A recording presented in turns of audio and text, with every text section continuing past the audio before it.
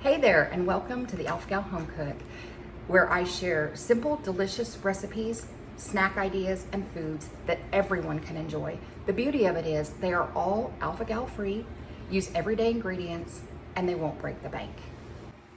I'm DJ, and normally I share my own recipes, but today I thought I would do something a little bit different.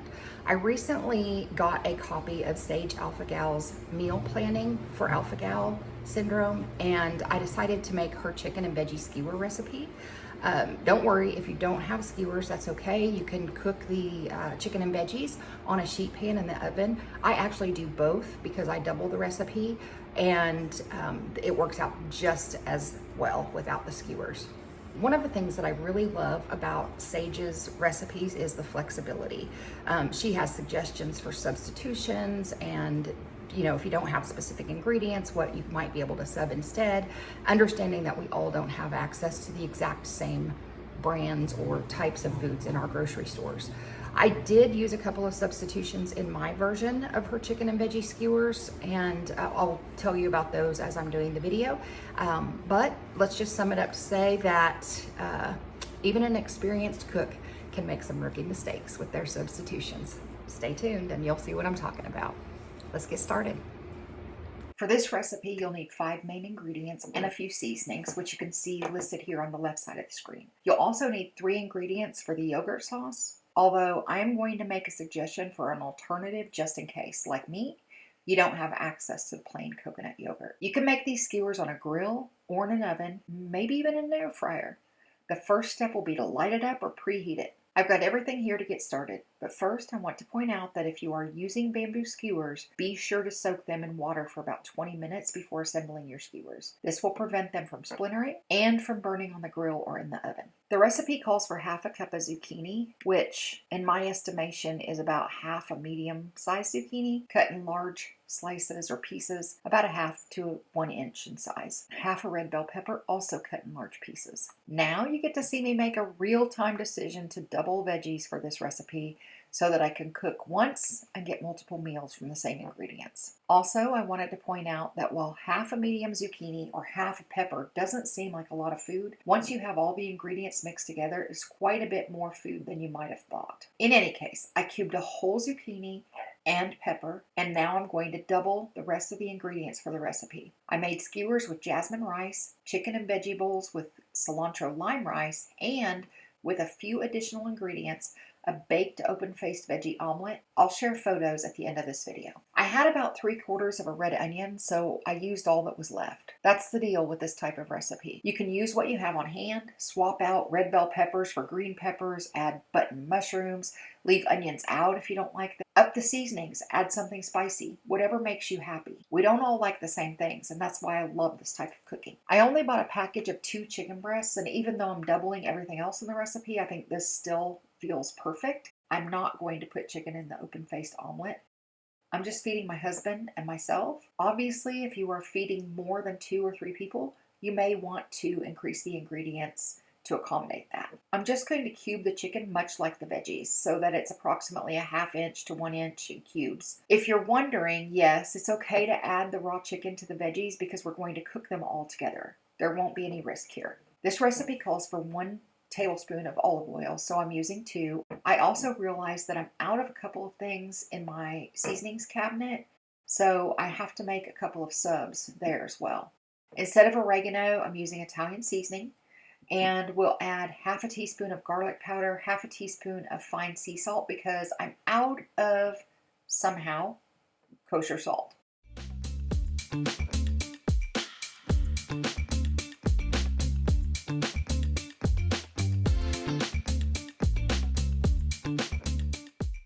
We're going to massage all that flavorful goodness into the veggies and chicken. The next step is to thread our skewers. I've prepared a sheet pan with foil and a rack, but if you're cooking yours in the oven like I am, you can place your skewers directly on the foil or the parchment paper. I never cook directly on a sheet pan for one simple reason. They are impossible to keep clean. With parchment paper or foil, I can just wait for things to cool down, wad the paper or foil up, throw everything in the trash. My sheet pans are usually clean enough to put right back in the drawer for the next time. I did also brush this rack with olive oil. Full disclosure, this rack is nothing fancy. It's a cheap cookie cooling rack from Walmart. I love it because it allows foods to cook more evenly on all sides, and no one side has to sit in the drippings or the fat while they're cooking. I put the rack in the dishwasher after each use. No muss, no fuss. I only have to replace it like once every 10 years or so. Seriously, if you aren't doing this already, do it. You'll be glad you did. Let's assemble some skewers.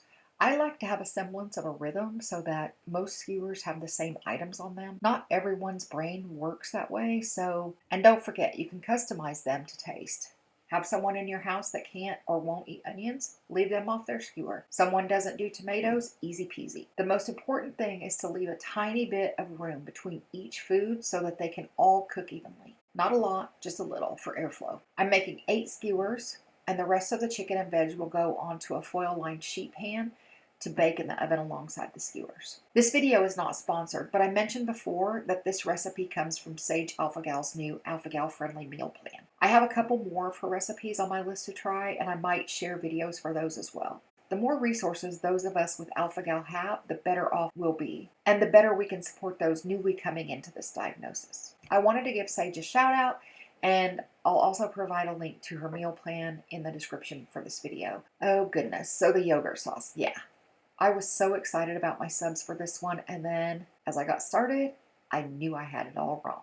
My store was completely out of plain coconut yogurt, but I was super excited to see that they had a lemon coconut yogurt. 2 birds, 1 stone, right? The recipe calls for yogurt, lemon, and garlic. Bingo. No bingo. I didn't take into account the fact that the yogurt was sweetened and the lemon flavoring wasn't lemon at all, just lemon-like. Then I compounded that disastrous decision with a second substitution that, in this case, was really unwise. I thought I had a fresh head of garlic in my pantry. Turns out no. Garlic in a jar? Well, let me tell you. No, don't do it. I added the juice of 1.5 limes I had on hand. I even added some salt, but nothing was salvaging this disaster. My recommendation, if you can't use plain Greek yogurt and don't have access to plain coconut yogurt, is to go old school. A couple of tablespoons of mayo, a squeeze or 2 of lemon or lime, a little salt, maybe a dash of garlic powder, maybe even a squeeze or 2 of sriracha or red hot. Mix it all together and you'll probably have something going on there.